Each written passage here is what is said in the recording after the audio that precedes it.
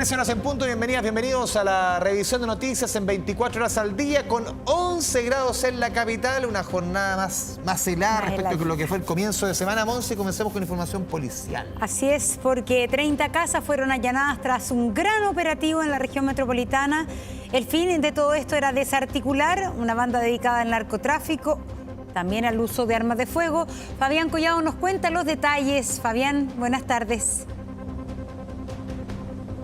¿Qué tal? ¿Cómo están? Muy buenas tardes, Monse, Andrés. Estamos hablando de una peligrosa banda de narcotraficantes, los cuales justamente estaban ampliando el giro, estaban materializando todo un entorno para poder formar un imperio de la droga que tiene como origen Villa Francia, como una estación central. Ustedes están viendo parte de los operativos porque la Brigada Investigadora Criminal de Cerrillos, estación central, estuvo hace varios meses investigando a este clan familiar, el cual ya estaba adaptándose producto de réditos económicos que había conseguido a través de la comercialización de estupefacientes. Tenían muchas casas al interior de esa zona de la comuna donde la ocupaban como caleta para la droga, para comercializarlas, y además de eso se habían ampliado en el sentido de que ya habían adquirido parcelas, por ejemplo el sector de Curacaví, en María Pinto incluso habían instalado un búnker para poder esconderse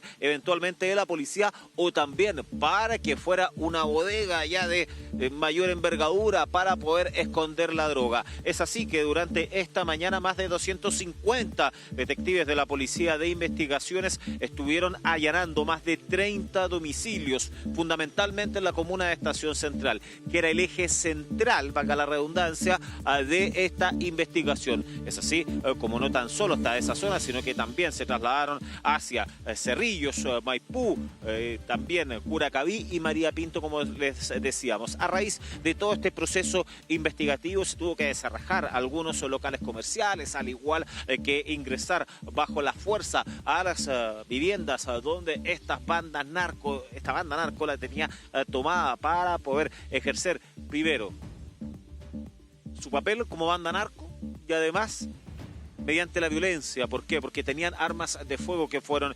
decomisadas. Entonces, eso es lo fundamental en medio de esto, quitar el poder de fuego a estas organizaciones delictuales, como así ocurrió. ¿Qué es lo que se ha decomisado hasta estos instantes?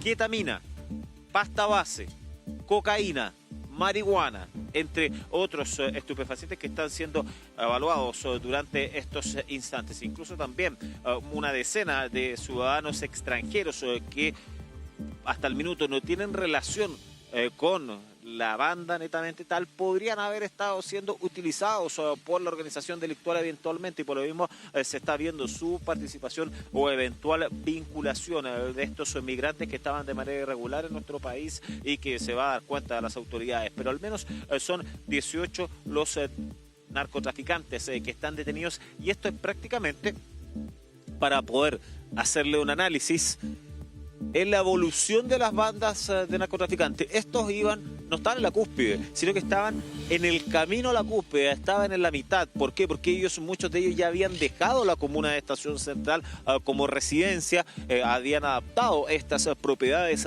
para poder tener la droga, y ya se estaban comprando las parcelas, ya se estaban comprando algunos automóviles. Sin ir más lejos, por ejemplo, pudimos observar que en uno de estos ingresos o entrada y registro, como lo denomina la Policía de Investigaciones, había un Audi de un alto valor comercial, vehículo que ustedes están viendo en pantalla. Y por eso es que la correlación de todos los antecedentes, la correlación de todos los allanamientos que se estaban produciendo de manera simultánea en la región metropolitana eran fundamentales para ir triangulando los datos en esto, que es un clan familiar. O sea, estamos hablando de una familia que está dedicada al tráfico de drogas y que ya estaban obteniendo el título de narcotraficantes. Vamos a revisar declaraciones que entregó la PDI, al igual que la Fiscalía y el alcalde de la comuna. Se trata de un clan familiar que fue mutando debido a su poder adquisitivo que habían obtenido producto de las drogas, y que ya se estaban tratando de montar empresas ficticias, ¿no es cierto?, y se estaban adquiriendo bienes. Es así que en uno de los inmuebles allanados en María Pinto se encontró una parcela que mantenía una especie de búnker subterráneo.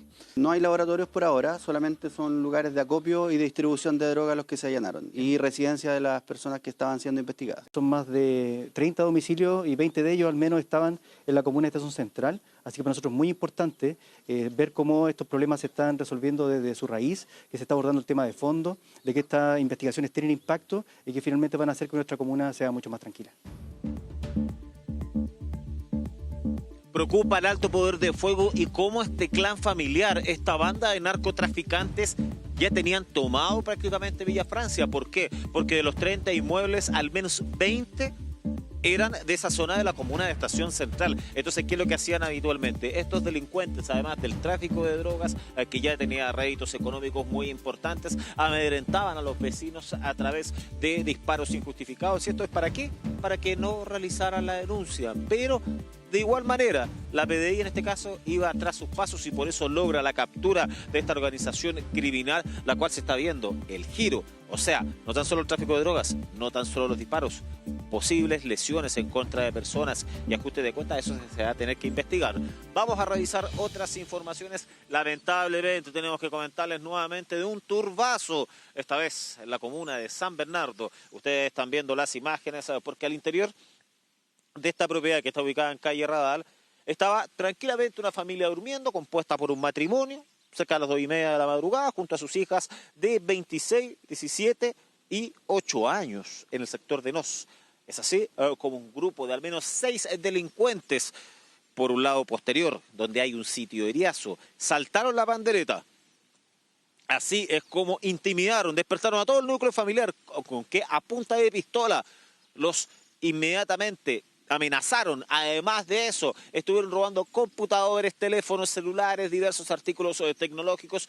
Todo esto evaluado en cerca de 8 millones de pesos. Así es como arrancaron también por el lado posterior, también por este sitio eriazo para arrancar en dirección desconocida. La familia que estaba desesperada, estaba pidiendo ayuda, estaba pidiendo auxilio. Lógicamente no se imaginaban que iban a ser víctimas de un turbazo, un delito que cada vez, desafortunadamente, es más habitual. Pudimos conversar con una de las hijas de este matrimonio. Ella también fue protagonista de este asalto. Ella estaba durmiendo, estaba descansando, imagínense, y despertó con un arma de fuego en su cabeza. Vamos a revisar sus declaraciones. Me abrió la puerta ahí y yo dije, nos están robando, y ahí me fui a pegarle, le intenté pegar, pero me pegó. Y entre yo más hablaba, le decía a él que no iba a encontrar nada, que aquí no había nada. Me decía, cállate, te voy a matar, yo te voy a matar. Y tenían una pistola, se la apuntaron a mi papá con la pistola. A nosotros también nos mostraron la pistola y nos apuntaban con un fierro.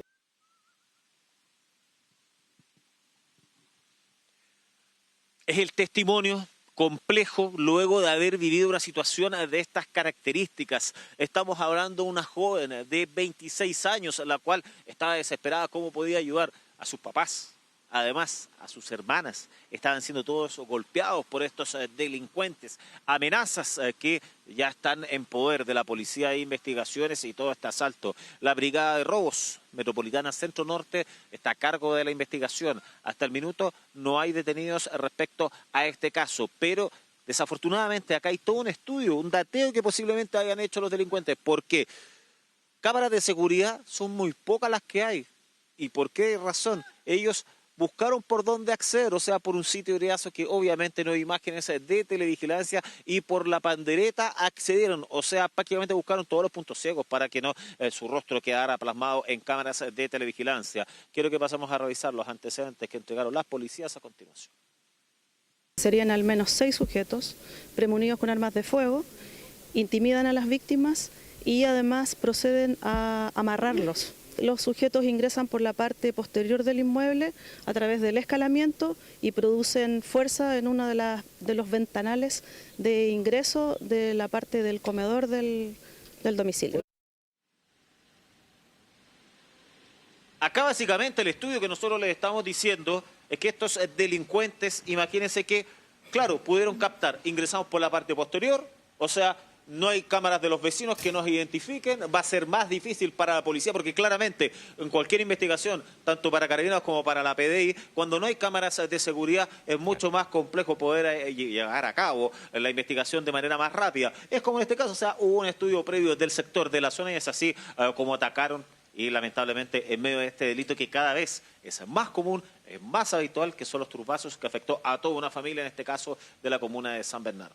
Así es. Fabián, gracias por la información. Buenas tardes. Continuamos con otras noticias. Autos de lujos, parcelas, joyas, hasta un avión son parte de los bienes incautados en un mega operativo que permitió desbaratar a una organización criminal familiar acusada de realizar lavado de activos y estafas por un avalúo de 3.000 millones de pesos. La denominada Operación Imperio dejó 41 detenidos que son formalizados a esta hora. César Campos con todos los detalles desde la región de la Araucanía. César, muy buenas tardes.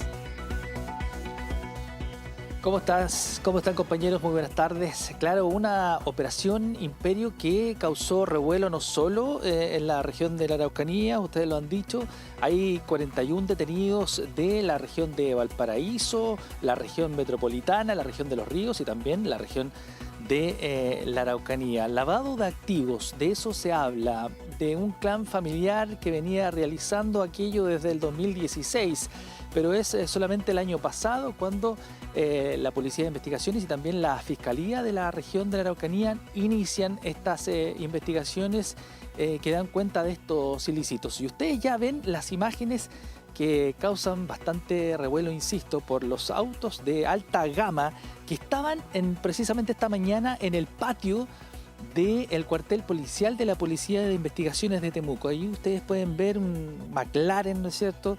Vehículos de alta gama, ese McLaren de 180 a 200 millones de pesos, pero no solamente eso, sino que también faltó colocar allí una avioneta del estilo Cessna para que la gente más o menos ubique ese tipo de bimotores y que estaba en el aeródromo Maquehue de la ciudad de Temuco. Faltó poner la avioneta precisamente en el patio allí del cuartel de la Policía de Investigaciones. Solamente en automóviles incautados 3.000 millones de pesos, tú lo decías, pero ojo, esta investigación está abierta y esto podría llegar, según fuentes policiales, a los 30.000 millones de pesos en estas 4 regiones.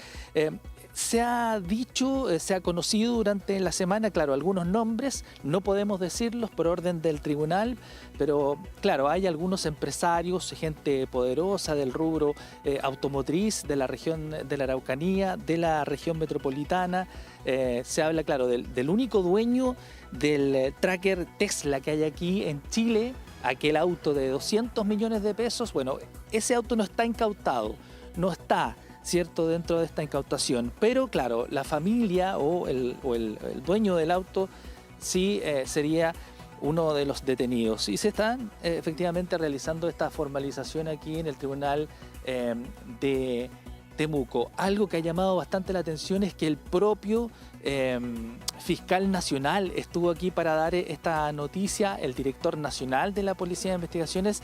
Se habla de una incautación la más grande, ¿no?, en los últimos años aquí en nuestro país y que ha causado bastante conmoción por el modus operandi. Un ejemplo de aquello, para que la gente lo sepa, se ubicaba gente indigente, ¿no?, que no tenía posibilidad de tener créditos en el banco, se le falsificaban títulos universitarios, se falsificaba toda su documentación para poder abrir una cuenta bancaria en bancos, se les daba plata para que tuvieran, ¿cierto?, en su cuenta bancaria bastantes millones y así pedir créditos, y créditos se iba sumando, aumentando el crédito y así de alguna manera se iban comprando estos automóviles de alta gama, estas avionetas, joyas, relojes, bueno, hay de todo. Tenemos declaraciones de las autoridades de la Policía de Investigaciones y también de la Fiscalía Regional de la Araucanía. Escuchemos.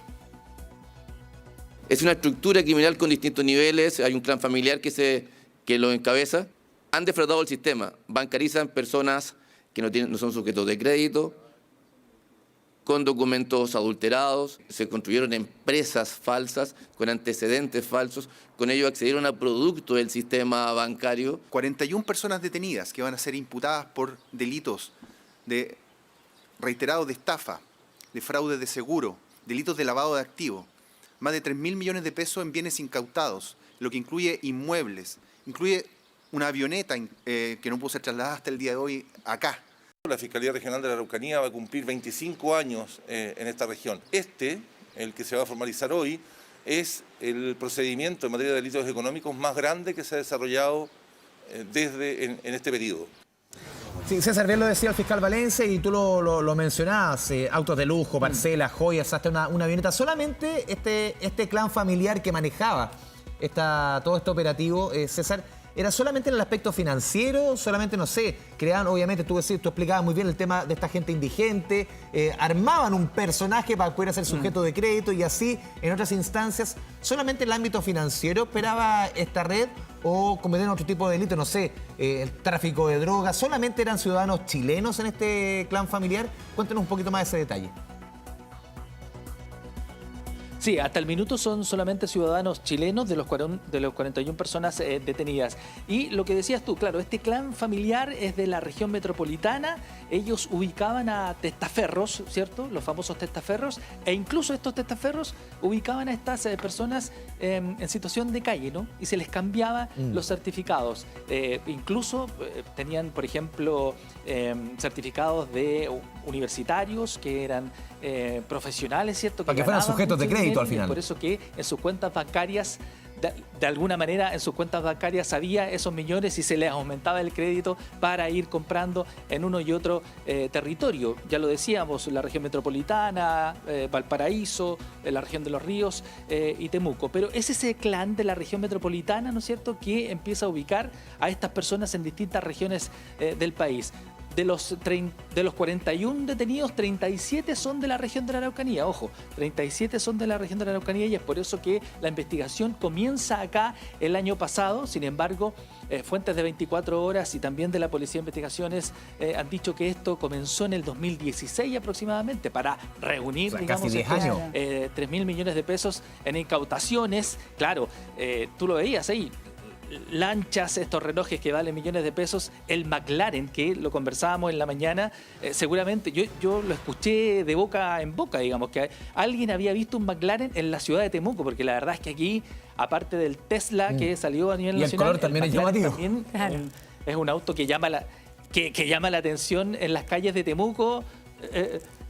Claro, ese Tesla, por ejemplo, que salió a nivel nacional, ¿no es cierto?, como el único que estaba en el país.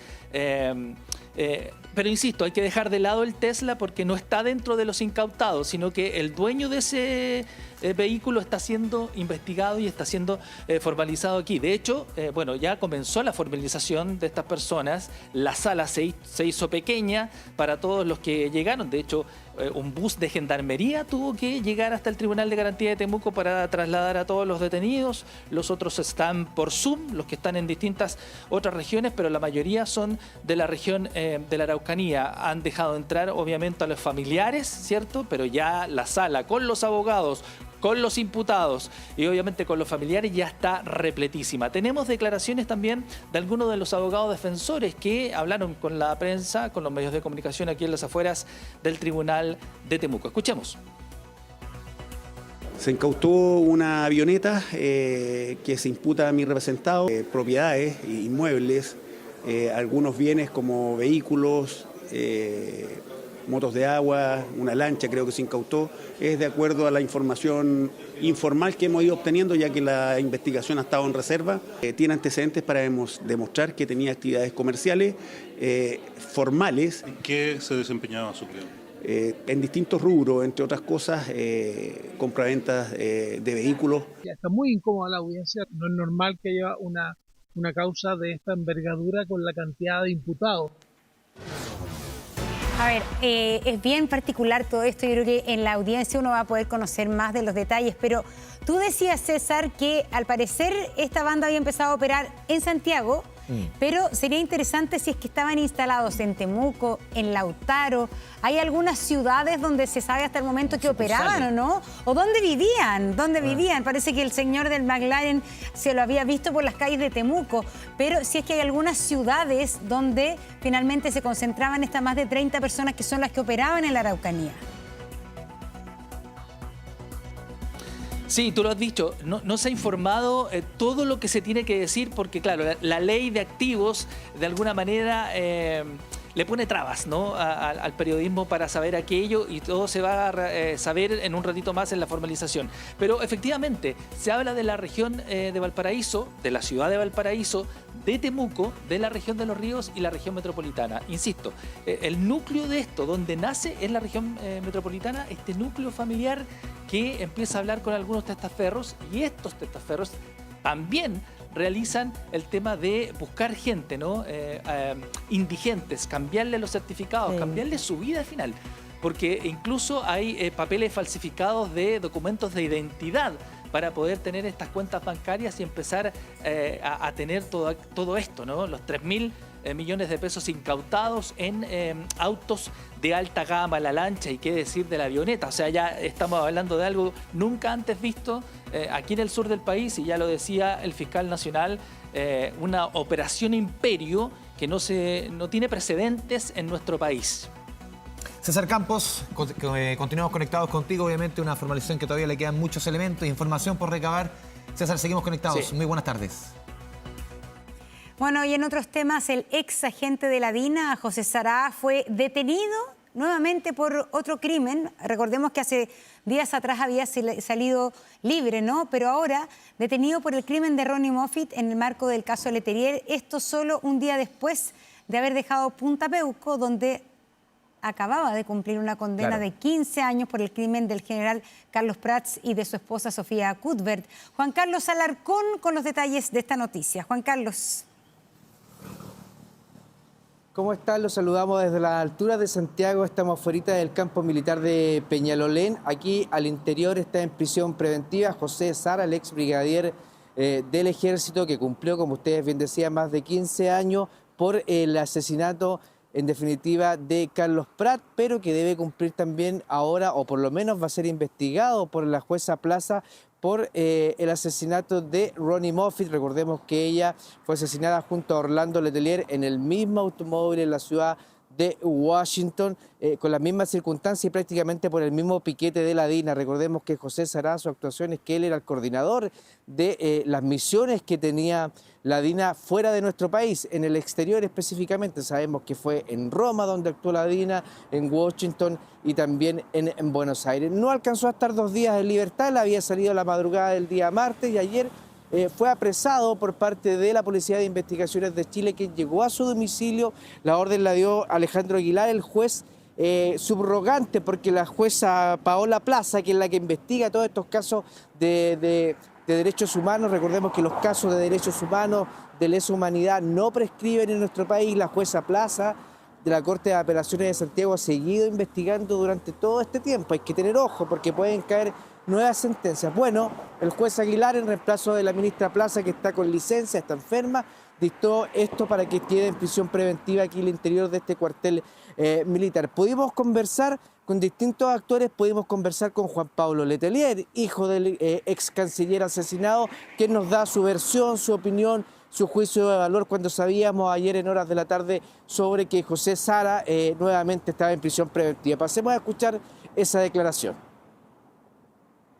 Estamos satisfechos de que en el caso en particular del asesinato de esta ciudadana americana, norteamericana, la justicia chilena no renuncia a buscar la verdad y sancionar a los responsables, a todos los responsables. Reitera un principio del derecho internacional en materia de derechos humanos, de que la edad del causante del daño, del victimario, no es eximiente para la impunidad. En este caso, Juan Carlos, lo conversábamos también hace un par de días, como tú bien lo detallas, también lo mencionaba la Monse, sale libre José Sara Holger tras cumplir sus 15 años de cárcel por el triple homicidio, por el doble homicidio de Carlos Prats y su esposa. Aquel rol que él habría jugado en el caso de Orlando Letelier y su secretaria Ronnie Moffitt, recordemos, en septiembre del 76, 2 años después del brutal crimen también de Carlos Prats y su esposa, es más o menos el mismo papel, esta suerte de coordinador. Recordás, tú bien nos detallabas también el otro día, que José Sara es del círculo quizás más duro de Pinochet, el círculo más duro en cuanto a posiciones políticas, sí, respecto a qué hacer con la disidencia en nuestro país. Sí, él hacía la logística, tú bien lo reflejas, él hacía la logística, el seguimiento, se siguió a Carlos Prat, se siguió a su esposa en Buenos Aires, él se hacía pasar por sobrecargo, ¿cierto? Una especie de azafato, podríamos decir, de la época en la empresa LAN, todo eso se sabe, está en las causas y viajaba constantemente, iba y venía a Buenos Aires. Habría sido una situación parecida a lo que hizo con Washington, no necesariamente de haber estado en la ciudad de Washington ni cerca de donde Michael Towlin hizo detonar la bomba, ahí en el distrito donde están las embajadas, cerquita de la embajada chilena, sino que él habría hecho las coordinaciones. Recuerda que en este caso también hay una suerte de pasaporte falso que utilizó Michael Towlin y Raúl Iturriaga Neumann también para viajar a Estados Unidos, una suerte de pasaje uruguayo o paraguayos que por ahí se tomó la hebra para ir investigándolo. El tema es que ya pagó por Carlos Prat y Sofía Cuthbert. Uno podrá estar en acuerdo, en desacuerdo, le parecerá mucho, le parecerá poco, esa ya es otra materia, pero por ese caso él ya pagó y salió de prisión el día martes por la mañana. Pero tendrá que concurrir nuevamente ante la jueza Plaza por otro delito, porque recuerden ustedes que Ronnie Moffitt es ciudadana norteamericana y la justicia norteamericana nunca ha dejado de perseverar en esto y la familia Letelier tampoco. Por lo tanto, ante eso se va a enfrentar ya este ex brigadier de 82 años. Habló la vocera de gobierno al respecto, también le preguntamos sobre esta situación. Ella, desde el punto de vista del Ejecutivo, había sido la más crítica porque todos estos ex militares lamentablemente no han cooperado en saber y conocer la verdad, la justicia para los familiares de detenidos desaparecidos. Pasemos a escuchar lo que dijo hoy al mediodía la ministra Vallejo. Y ahí hay obviamente una deuda también de quienes incluso estando en proceso de cumplir su condena o ya cumplieron su condena, no han contribuido como corresponde en la verdad. ¿Ya? Y eso es algo que nosotros señalamos públicamente como gobierno. Juan Carlos, una José pregunta. Sara, dime. Una pregunta. ¿Se sabe si José Sara tenía contemplado que esto le pudiese ocurrir apenas fue dejado en libertad? Porque bueno, él es recibido, tenemos algunas imágenes por su familia. ¿Esto podría haberlo sorprendido o dentro de todo el conocimiento que tiene acerca de sus causas pendientes, estaba dentro de las posibilidades que apenas saliera, tuviera nuevamente una orden de detención? No, yo creo que él lo esperaba, era absolutamente esperable porque ya Raúl Iturriaga Neumann el año 2022 había sido notificado por la ministra Plaza de esta causa. La ministra Plaza le dijo, lo estoy investigando a usted no solamente por el asesinato de Orlando Letelier, sino que también por el asesinato de Ronnie Moffitt. Y me daba la impresión de que Sara sabía que esta condena, esta posibilidad de investigación le podía caer. El tema es que en el radar de nosotros, en general, en la prensa, en los que hemos investigado estos temas de derechos humanos, José Sara, específicamente en el caso Letelier, Moffitt, no era un hombre que nos saltara a primera vista, pero la jueza ha seguido haciendo su trabajo, la jueza Plaza ha trabajado muy despacito, muy en silencio, pero ha seguido investigando causas de violaciones a los derechos humanos, porque ustedes saben, Monse, que esas causas no prescriben. Para muestra un botón. Recuerden que a este mismo lugar, a este mismo recinto militar, llegó Pedro Barrientos, acusado del asesinato de Víctor Tejada y Litre Quiroga. También se está investigando ahí. Lo que pasa es que como justicia antigua y como todos son ex militares, tienen la posibilidad, a uno le podrá gustar o no, estar de acuerdo o no, ya esa es otra materia, pero ellos tienen la posibilidad de cumplir su prisión preventiva mientras se les lleva a juicio en un recinto militar, y el recinto militar acorde ha sido o lo ha designado así aquí en la comuna de Peñalolén. Pero va a ser investigado José Sara por este homicidio. Ronnie Moffitt murió acompañando a Orlando Letelier en este atentado brutal el año 1976. Así que yo creo que íntimamente dentro de su círculo se lo esperaba. El tema es que no estaba dentro de nuestro radar que llegara tan rápido también este requerimiento de la justicia. Así que Monse Andrés, sigue la ministra Plaza investigando y seguramente vamos a tener más novedades al respecto. Muy bien, Juan Carlos, muchas gracias, buenas tardes.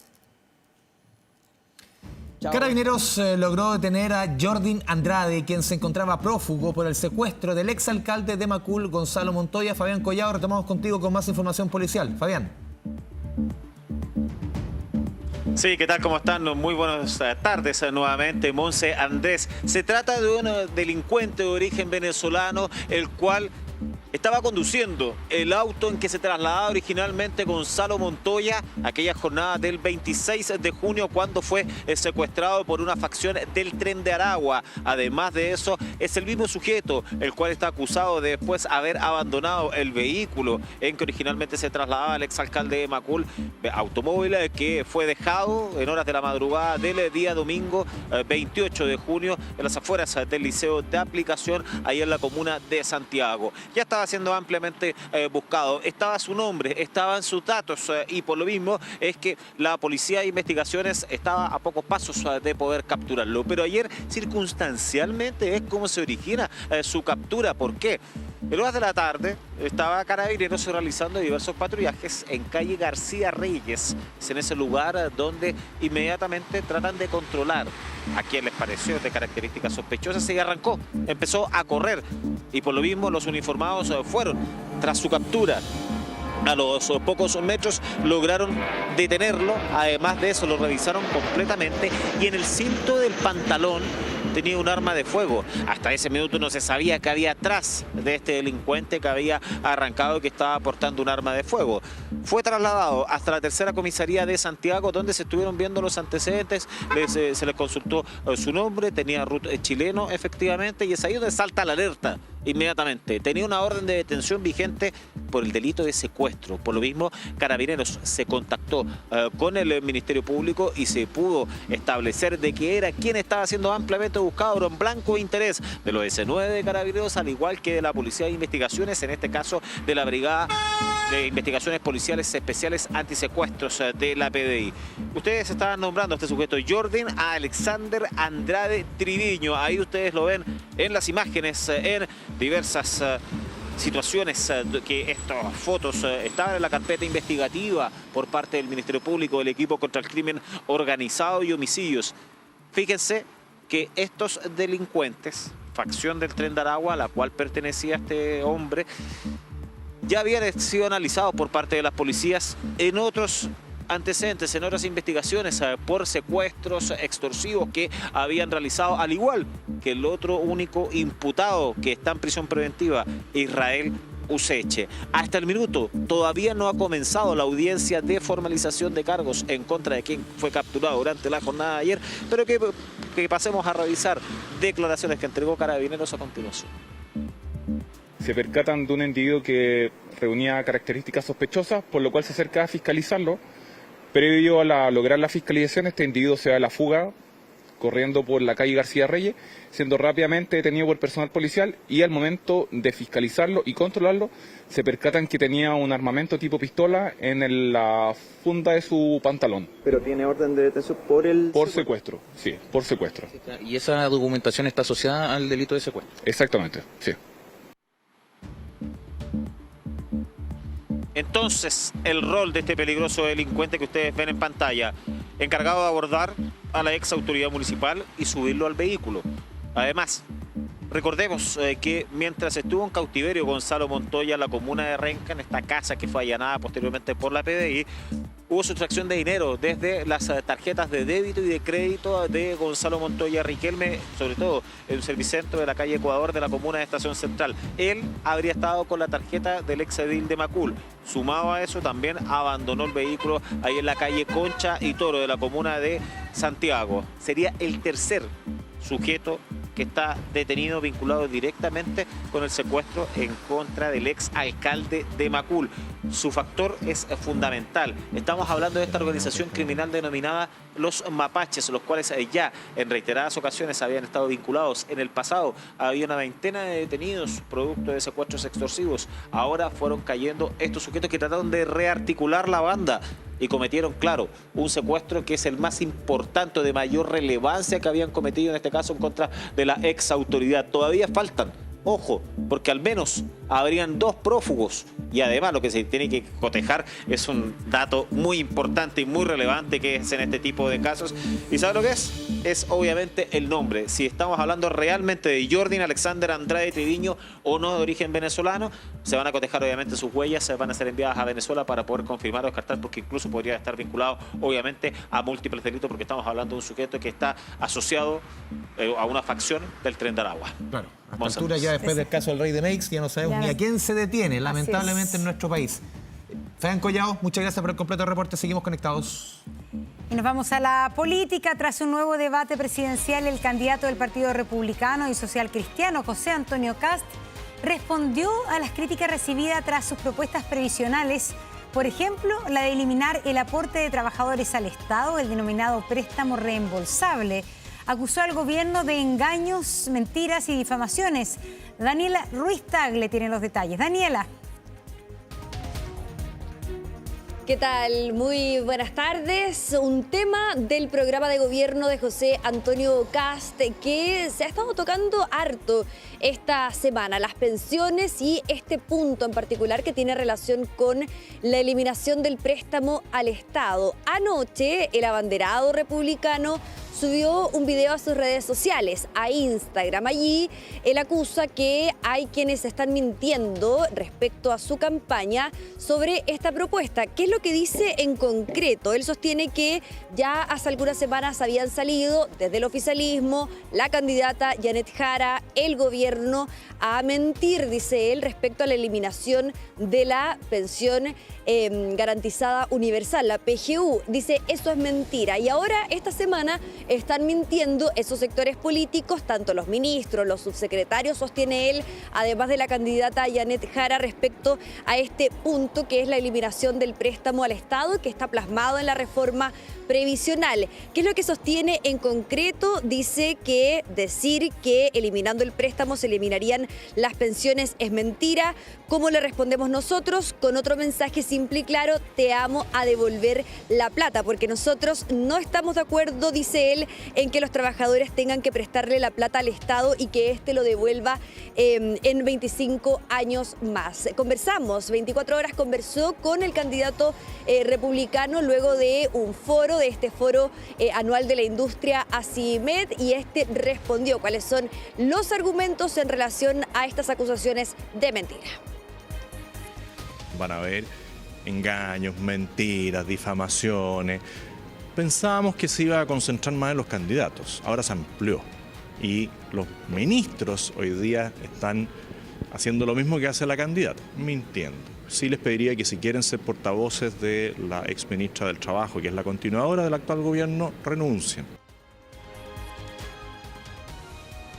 Ahora bien, no es la única que ha cuestionado este punto del programa de gobierno de José Antonio Kast. Recordemos que también lo ha hecho Evelyn Matei. Ella es abanderada de Chile Vamos, Amarillos y Demócratas, y ha indicado que es completamente inviable la eliminación de este préstamo al Estado. Esta jornada respondieron a las distintas críticas de José Antonio Kast, tanto la candidata oficialista Janet Jara como también lo hizo el Ejecutivo en voz de la portavoz, la vocera Camila Vallejo. Escuchemos a Janet Jara y a Vallejo.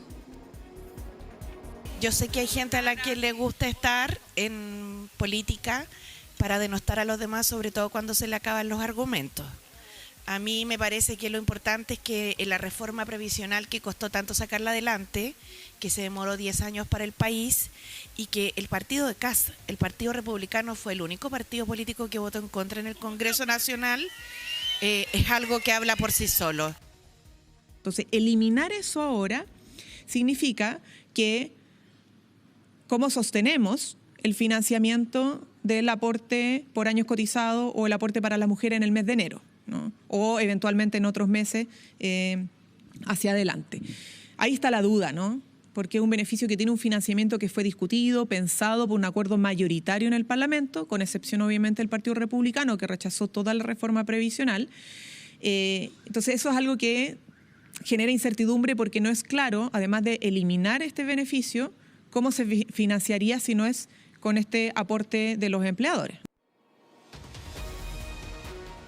Claro, pero lo cierto, tal y como les decíamos, los que también han criticado este punto del programa de gobierno de José Antonio Kast han sido desde la propia oposición, lo han hecho desde Chile Vamos, lo hizo la propia candidata Evelyn Matei, y nosotros le preguntábamos a José Antonio Kast en relación a si es que ella también miente cuando cuestiona, cuando dice que es inviable la eliminación de este préstamo al Estado, y él dice: yo no voy a entrar en confrontación confrontación con quienes tenemos que apoyarnos, sostiene entonces, haciendo ahí un guiño a ese sector político. Recordemos que esta jornada también se ha visto marcada por los descuelgues. Hoy se conoció que el exministro del fallecido expresidente Sebastián Piñera, Rodrigo Álvarez, se suma a la campaña de José Antonio Kast y por tanto ya son cerca de 5 los personeros, las figuras políticas que han decidido abandonar Chile Vamos para sumarse entonces a la campaña de José Antonio Kast, algo que desde el comando de Evelyn Matei desdramatizan. Muy bien, Daniela, muchas gracias. Son las 13 horas con 40 minutos. Nos vamos a la pausa. Volvemos de inmediato con más noticias a 24 horas al día. Volvemos con las noticias. 6 comunas de la capital se verán afectadas por un corte de agua potable, el cual se extenderá por 36 horas. ¿Cuáles son los sectores que tendrán suspendido el suministro? Pamela Araya con los detalles a esta hora. Pame, ¿cómo te va? Muy buenas tardes, a prepararse todos para el próximo fin de semana, no porque habrá un importante corte de agua que va a afectar a 6 comunas, Independencia completo, pero también otros sectores de las otras 5. Y vamos a revisar de inmediato el mapa para que lo tengan claro, que es más bien el perímetro. En 24horas.cl va a estar el detalle. Tenemos las comunas de Providencia, toda esa parte que está ahí en calle del Arzobispo. Nos saltamos a Recoleta, Avenida Dorsal, en Conchalí, El Olivo, Independencia completa, les decía yo. Después tenemos Renca, en este caso Caupolicán. Aparece Quinta Normal en el mapa, pero atención porque es más bien solo la avenida Presidente Eduardo Frei, así que no se verían viviendas afectadas. Y también Santiago, ahí avenida Santa María, el límite con Independencia, con Recoleta, avenida Santa Isabel y volvemos a calle del Arzobispo. Pero claro, ese es el perímetro y les decía que también en las redes sociales de Aguas Andinas está detalle por detalle. Son 120.000 los hogares que se van a ver afectados entre las 20 horas del viernes 5 y las 9 horas del domingo 7, donde se debería estar ya restableciendo el servicio. Ahora bien, ¿de dónde sacar agua si es que no alcanzaron a juntar de los 62 puntos de distribución? Estos estanques que van a estar instalados, que fueron definidos con los municipios, dónde ponerlos para que la gente vaya con sus recipientes a buscar agua. No vaya a ser, por supuesto, envases que tienen detergente, algunos residuos químicos. No, decía el Seremi de Salud que tienen que estar limpios para llevar el agua sin problema porque es agua potable. También van a estar dando vuelta 30 camiones aljibe para que las personas puedan ahí tener el suministro o bien rellenar estos estanques. ¿Por qué se preguntarán ustedes? Pues bien, porque hay una obra bien importante que se está realizando en el Parque Metropolitano, y es la construcción de un nuevo teleférico que conecta Pío Nono, el ingreso de Pío Nono, con la Plaza México. Son 3 estaciones, hay 10 torres ya que están construidas, pero ocurre que como hay obras en desarrollo todavía, hay una estación que se está construyendo, la de Pío Nono, y el acueducto de Aguas Andinas pasa por ahí, así que como hay que correrlo, hay que cortar el agua, lamentablemente. Más detalles entregaron de parte del Servio y también de Aguas Andinas. Es un acueducto de un gran diámetro que abastece una parte importante de la población del sector surponiente de Santiago. Por lo tanto, no hay otra manera de hacer la nueva conexión del nuevo acueducto que hemos construido desde febrero de este año, si no es vaciando la cañería actual, el acueducto actual, para permitir la conexión del nuevo. El proyecto tiene su fecha de término en diciembre de este año, por lo tanto estamos esperando que, así como estamos hoy día reunidos, en esa fecha estemos con buenas noticias, abriendo esto a la ciudadanía. Ahora, desde el punto de vista sanitario y de cómo deben funcionar, al menos nos dicen que de los 27 centros de salud que están en toda esta área del corte de agua, al menos algunos hospitales tienen autonomía, y Aguas Andinas también va a estar muy pendientes de aquello que lo necesiten para atender cualquier emergencia. Pero también hay otros puntos de trabajo, entre ellos los que manipulan alimentos y atienden a los clientes. Acá, bueno, la Seremi de Salud va a estar fiscalizando, y también hay un mínimo de agua por trabajador para que puedan funcionar. Ese detalle lo entregó precisamente el Seremi de Salud.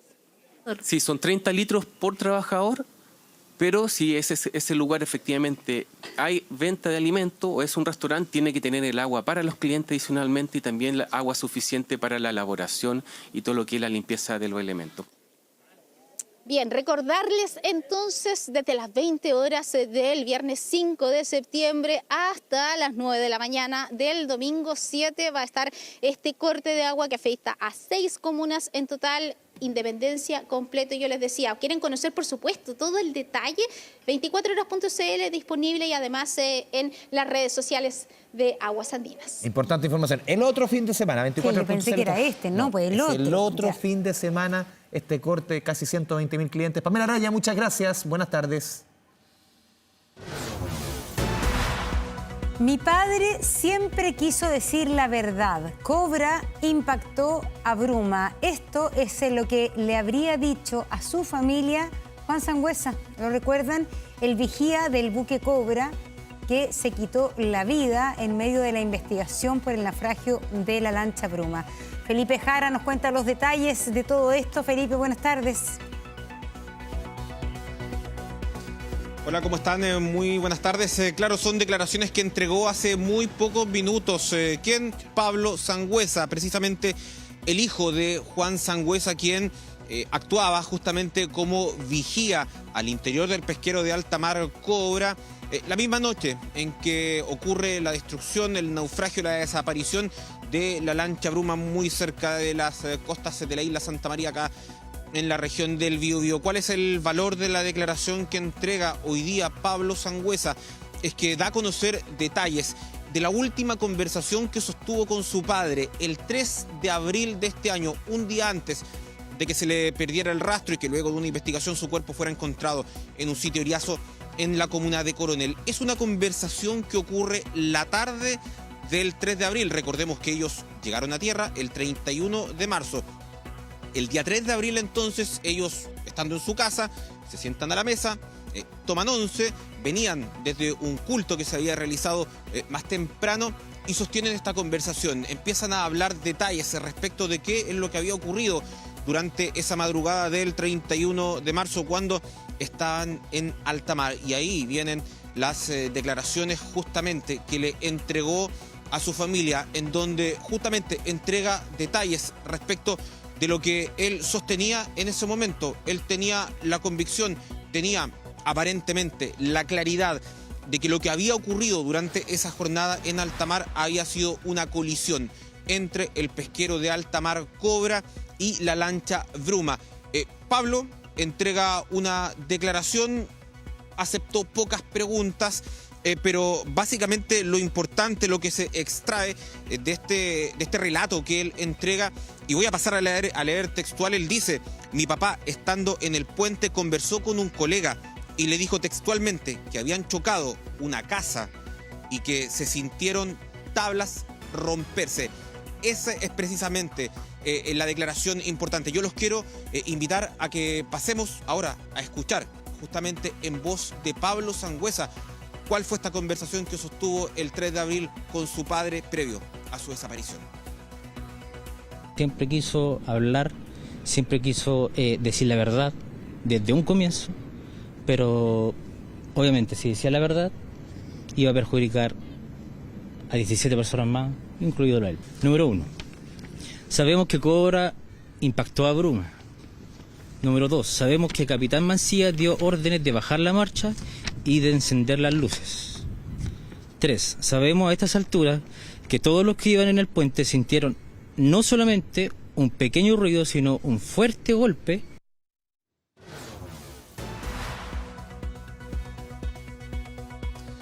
Ahí están entonces parte del relato, de las declaraciones que entrega hace muy pocos instantes Pablo Sangüesa acá en Concepción. De hecho, él llegó a sostener una reunión con uno de los abogados intervinientes en esta causa. Esto, además, en esta declaración que entrega Pablo Sangüesa, él insiste en un punto que les llamó la atención desde el primer momento. Les decía yo que el día 31 ellos llegan justamente a tierra, y cuando llegan los estaban esperando a los tripulantes, particularmente a los tripulantes que iban en el puente de mando del pesquero de alta mar, personal de la Armada, también de la Policía de Investigaciones. ¿Para qué? Para tomarle declaraciones. Finalmente se le toma declaraciones de las 6 personas a las que tenían que tomarle declaraciones, porque hubo 6 tripulantes que estuvieron presentes en el puente de mando durante esa jornada. Se le toma finalmente declaración solamente a 5 de los 6 tripulantes que iban en el puente. Son estos 5 finalmente los que están en calidad de imputados. Pero pese a que Pablo insiste que su papá quería declarar, tenía toda la intención, tenía toda la voluntad de prestar declaraciones ante las autoridades, nunca se le tomó declaración a él, no así al resto de los tripulantes. Sigamos revisando declaraciones al respecto. Existen de sobra los antecedentes para formalizar desde ya al señor Mancilla, al piloto y al resto de la tripulación que iba en el puente de mando, y a varios más que iban de la tripulación, porque todos sintieron un ruido enorme. Y en las comunicaciones radiales de la tripulación del Cobra, con otras embarcaciones pesqueras, especialmente a las 3:14 y 3:19 de la madrugada, se produjeron en 1 hora y a varios kilómetros del impacto entre ambas naves, siendo dichas conversaciones relativas a manchas de pesca sin relación alguna con la colisión.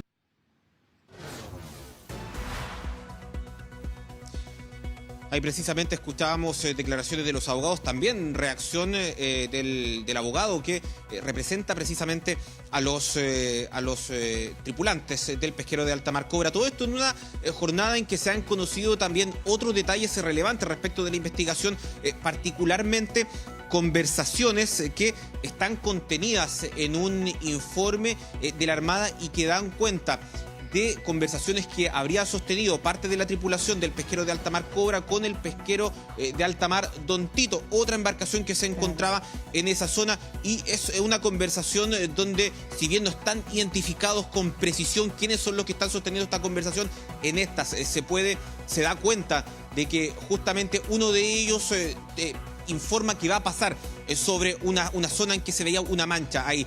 Son todas informaciones que se conocen durante esta jornada previo a la reunión que van a sostener mañana las familias de los pescadores desaparecidos de la lancha Bruma y los intervinientes en esta causa con la fiscal regional Marcela Cartagena acá en la Fiscalía Regional del Biobío. Es que esta historia, Felipe, realmente es muy triste, porque acá hay una persona que es el hijo de Juan Sangüesa, que se quitó la vida, y por lo que uno entiende, se quitó la vida por un tema entre presiones, remordimientos, incertidumbre. Es muy triste esta parte de la historia, además de toda la historia de los 7 fallecidos en la misma lancha. Bueno, es de esperar que todas las gestiones e investigaciones que se estén dando a conocer en los próximos días sirven para encontrar algo de la verdad de este caso. Gracias, Felipe. Buenas tardes. Tu bolsillo.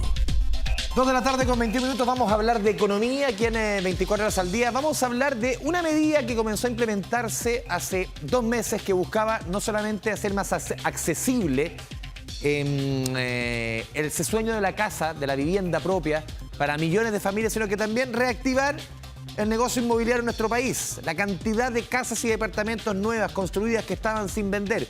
Bueno, el gobierno hace algún tiempo presentó un proyecto de ley que fue despachado afortunadamente rápidamente por el Congreso, que busca subsidiar los dividendos hasta 0,6 puntos, obviamente, de porcentuales en el crédito, en el de dividendo.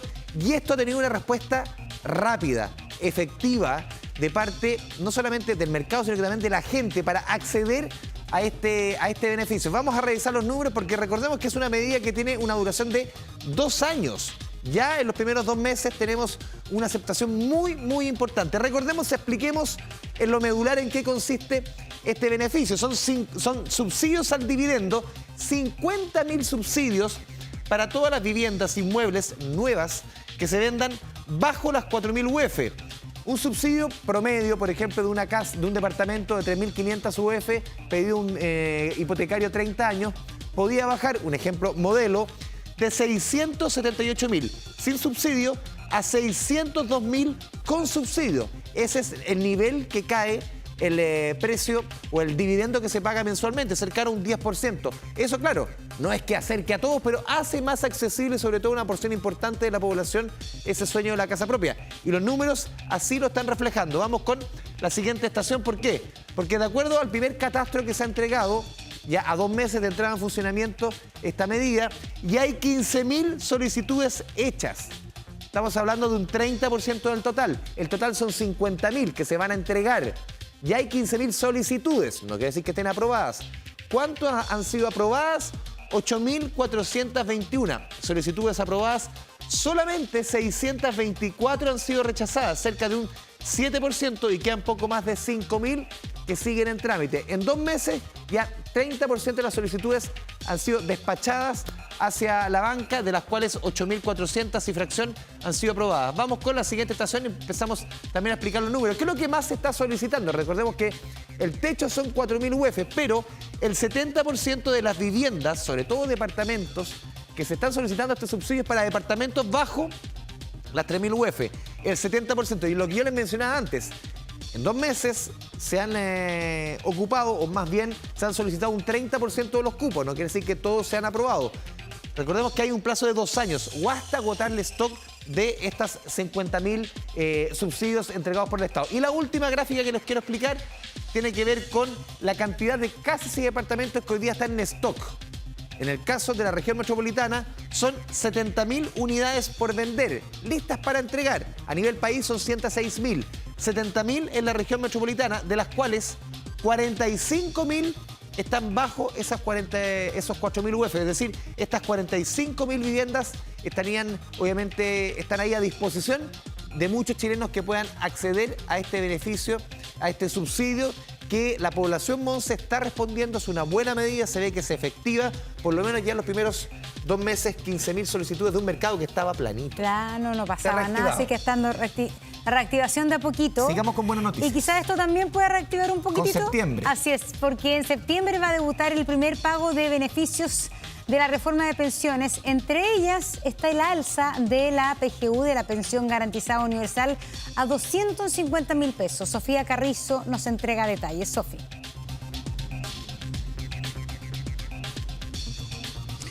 Claro, ya septiembre está a la vuelta de la esquina y llega justamente que con buenas noticias, principalmente para el bolsillo. ¿Por qué? Porque ya a partir de la próxima semana se va a ver reflejado el incremento en la pensión garantizada universal, es decir, la PGU, que va a subir del monto de los 224.000 pesos a 250.000 pesos, esto tras aprobarse la reforma de pensiones. Pero ojo, los beneficiarios a partir de la próxima semana va a ser un rango etario en específico, de los que tengan 82 años hacia arriba. Al menos en esta primera etapa, aproximadamente van a ser más de 800.000 personas las beneficiarias, y esto se va a concretar, este aumento, entre el 2 de septiembre al 16. Mira, tenemos declaraciones por parte de personas y también de la ministra vocera de Gobierno. Pasemos a revisarlo de inmediato. El primer aumento de la PGU a 250.000 pesos comienza la próxima semana. Es decir, está a la vuelta de la esquina. Estamos hablando de un universo de más de 800.000 personas y comienza a pagarse entre el 2 de septiembre y el 16 de septiembre. O sea, hay un plazo de estos días para las transferencias de estos recursos. Entonces, esto es prácticamente inmediato. Sí, está bueno, está bueno. A mí yo saco menos de lo que es de eso, pero es un aporte bien necesario. Lo importante es que esto va a llegar a tantos millones de personas jubiladas que hoy día muchos no tienen. Incluso la gente que está en las leyes Vales, en todas esas leyes de reparación que no tenían un montón de beneficios, hoy día los van a tener.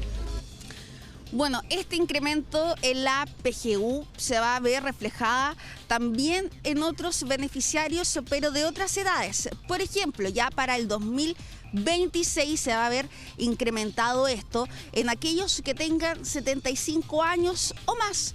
Y ya después, para el 2027, les va a tocar el turno a aquellos que tengan 65 años o más. Así que ese es más o menos el periodo en torno al incremento del monto de la pensión garantizada universal. Y en caso de que usted tenga alguna duda, quiera resolver alguna pregunta, un interrogante que tenga por ahí en torno a esto, puede ingresar directamente a las páginas de Chile Atiende o como también acercarse a alguna sucursal. Así que a la espera de llegada de septiembre, que está acá a la vuelta de la esquina y viene, digo, con estas buenas noticias. Así es. Buenas noticias de todas maneras. Gracias, Sofi. Estas no son buenas noticias para quienes están afectos a la salud privada. Los precios de planes de salud de 5 ISAPRE subirán en septiembre. Los incrementos serán en promedio, todos por igual, 3,7%. Felipe Gallegos, con los detalles. Don Felipe, ¿cómo le va?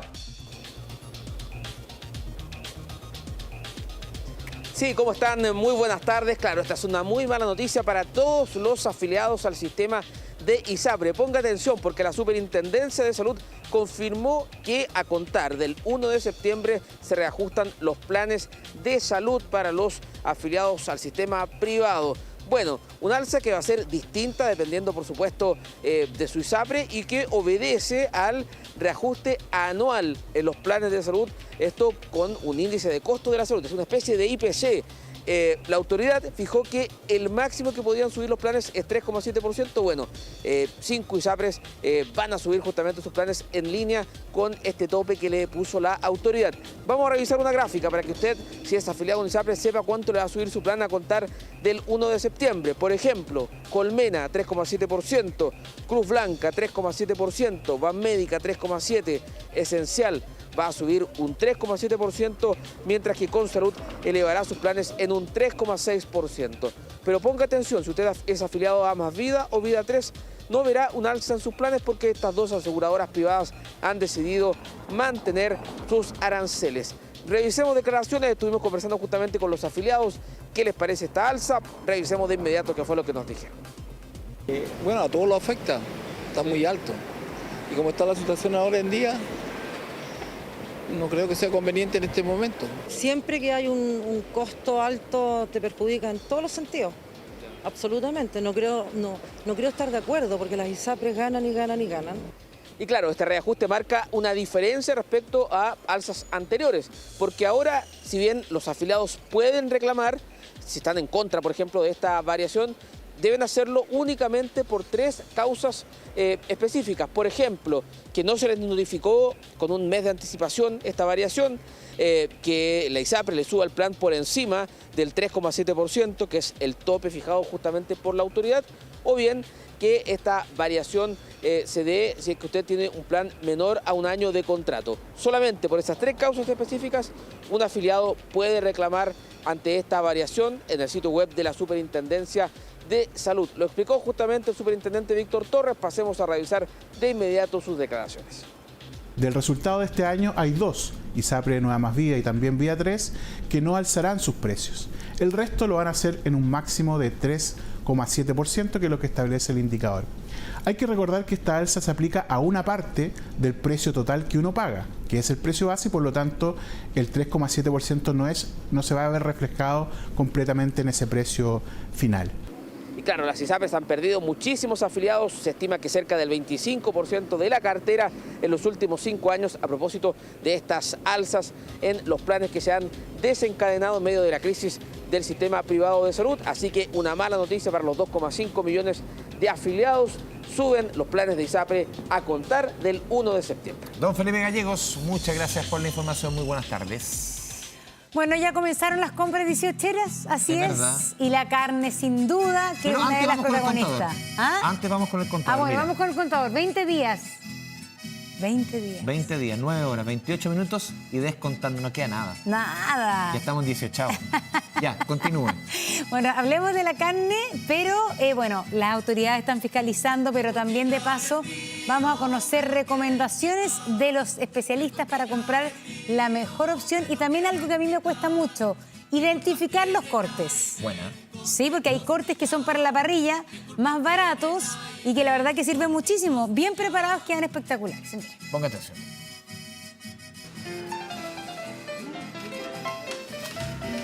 A puertas de una nueva celebración de fiestas patrias, los chilenos ya comenzaron con las compras y un infaltable siempre es la carne. Pero ¿sabemos realmente lo que estamos comprando? Se confía en el carnicero por lo general.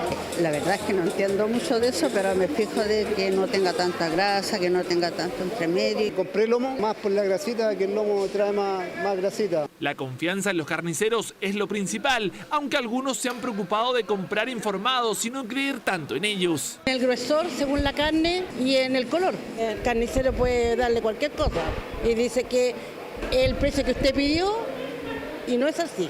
Más encima que tengo como un cuadro del animal, entonces ahí sale sobre costilla, abastero, cómo es todo. Mientras que otros consumidores confían en sus propias estrategias. Buena pregunta. Yo hay que confío del vendedor nomás. Tú no cachas nada de carne, pues hijo, nada.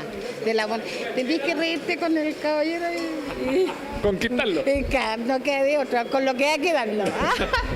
Pero a veces no es suficiente. Por lo mismo, desde la industria entregan algunas recomendaciones para comprar la carne correcta. Y el color que sea rojizo, que si ya tiene otro tipo de color, ya la carne ya ha madurado más, puede tener más días. O por ejemplo, la diferencia entre el lomo vetado y el guachalomo, dos piezas que según nos cuentan en esta carnicería, hasta hace algunos años se vendían juntas, sin embargo, no son lo mismo. El lomo vetado antes era esto, mire. Era todo esto. El guachalomo siempre un corte más largo, digamos, y tiene una parte con la misma grasa del lomo porque son de la misma pieza, pero si tú te fijas acá atrás ya es pura carne, ¿no? Es más rojizo el color. Ahí están las diferencias. Claro, es la cobertura de la grasa más que nada. Datos a considerar, porque en este caso la carne podría ser similar, pero la diferencia de precios es importante. Por ejemplo, este a 8.998, 13.998.